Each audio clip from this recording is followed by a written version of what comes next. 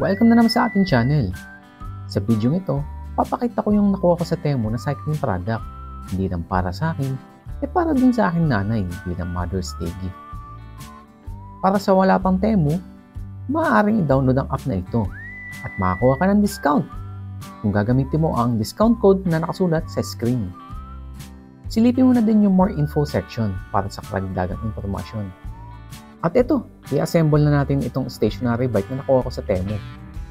Madali ko lang naman ito nabuo gamit ang instruction manual at mga kasamang tools.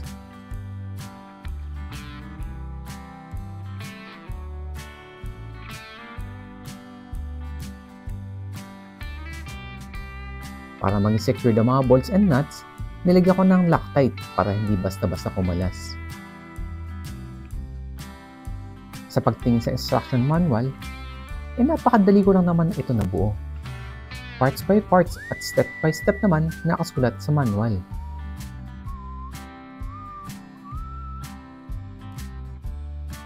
Para sa kanyang build quality, gawa din ito sa bakal, kaya hindi ito basta-basta nagewang.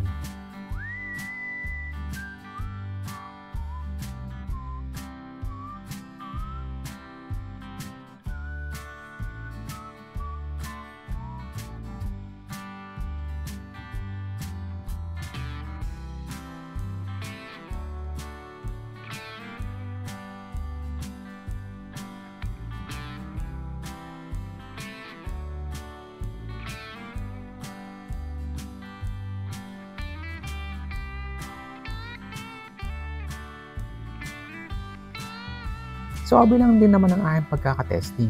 Tama-tama lang ito para kay Airmats at hindi naman yun ganong kumakarga.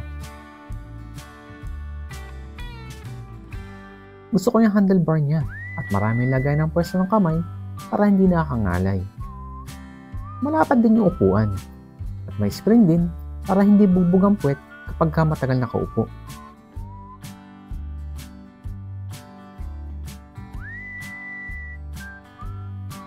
At iyan, buo na. Adjustable ang seat height pati ang saddle fore and up, kaya ma-refit ko ito para masakyan ni Airmats ng komportable.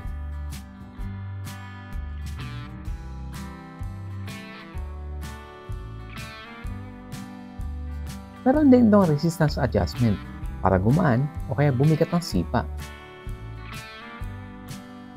Meron din itong lagay ng cellphone para habang gumagawa ka ng exercise session, pwede kang gumamit ng cellphone para makanood ka rin ng mga paborito mong palabas habang nag-exercise.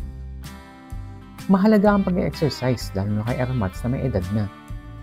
Madalas siya nag-walking kada umaga para sa kanyang fitness, pero nalalapit na ang tag-ulan kaya naisipan ko kumuha ng stationary bike para tuloy-tuloy ang kanyang exercise. Eto nga, pasubok na sa kanya. Ano masyado mo sa iyong bagong stationary bike? Maganda.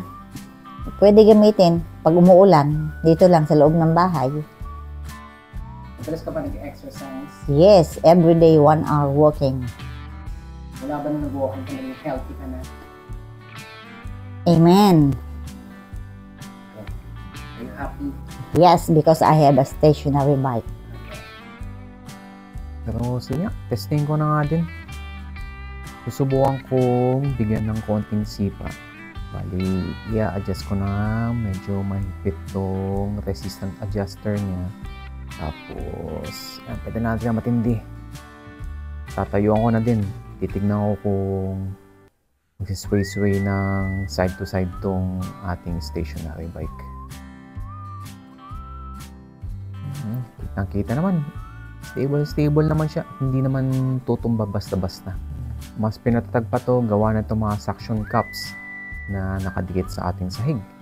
Kaya ito talaga ay stable. At sa kanyang bigat naman, ito ay nagtitimbang na halos 14.4 kilos.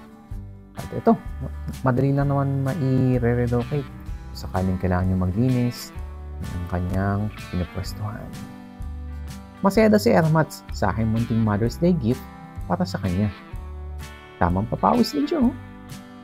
Kahit mga 20 to 30 minutes per day, goods na yan. Para sa presyo nito na less than 5,000 pesos, napakasulit ng pagkakakuha ka dito sa stationary bike na ito.